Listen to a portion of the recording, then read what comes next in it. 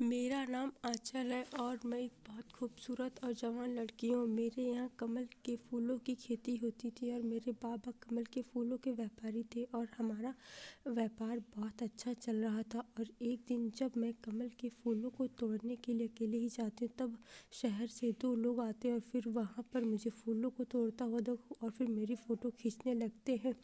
और फिर मैं उनको मना करती हूँ कि उनको ऐसा नहीं करना चाहिए। तब उन्होंने कहा कि उन्हें किसी काम में फ़ोटो की लगाने की ज़रूरत है और फिर वह मेरी फ़ोटो लेने लगे। फिर मैंने भी कुछ नहीं कहा उसके बाद, और फिर उन लोगों ने कमल के फूलों को ख़रीद लिया और फिर वह इस तरह से दिन प्रतिदिन आने लगे फूलों को ख़रीदने के लिए। और फिर धीरे धीरे इस तरह से मेरी मुलाकात दोस्ती मंजीत से होती है और मंजीत कमल की फूलों को ख़रीदने वालों में से एक था। और फिर एक दिन ऐसे ही मंजीत मुझे अपनी दुकान पर ले जाता है जहाँ पर वह फूलों की सप्लाई किया करता था। और तब फिर वह मेरे लिए कॉफ़ी मंगवाता है और फिर हम लोगों की बात होती है और धीरे धीरे हमारी दोस्ती भी हो जाती है और उसके बाद हम दोनों में प्यार भी हो जाता है। और एक दिन मैं और मंजीत की फ़ोन कर रही और एक दिन जब मैं मंजीत को फ़ोन कर रही थी तब उसकी कोई खबर नहीं मिलती, तो मैं उसको ढूंढने के लिए उसकी दुकान पर जाती हूँ और फिर वहाँ पर उसके दोस्त ने मेरे साथ ज़बरदस्ती करने की कोशिश की और फिर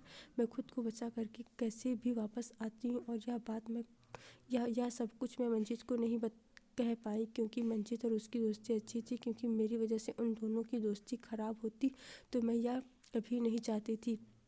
और फिर मैंने मंजीत से दूरियां बना ली और मंजीत को लगा कि मेरे और उसके दोस्त के बीच में कुछ चल रहा है और फिर इसीलिए उसने मुझे बुरा भला कहा और ताने मारे। उसके बाद उसने मुझे से मिलना बिल्कुल बंद कर दिया। और फिर एक दिन अचानक से उसके दोस्त ने शराब के नशे में सारी असलियत बता दी, सच्चाई बता दी।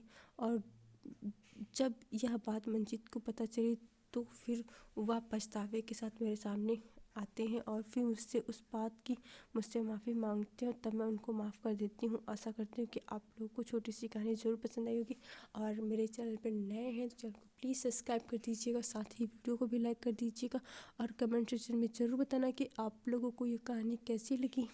और आप लोग ऐसे ही अपना प्यार और सपोर्ट मेरे चैनल के साथ बनाए रखिए ताकि मैं अच्छे से अच्छी कहानियाँ आप लोगों के सामने लाती रहूँगी।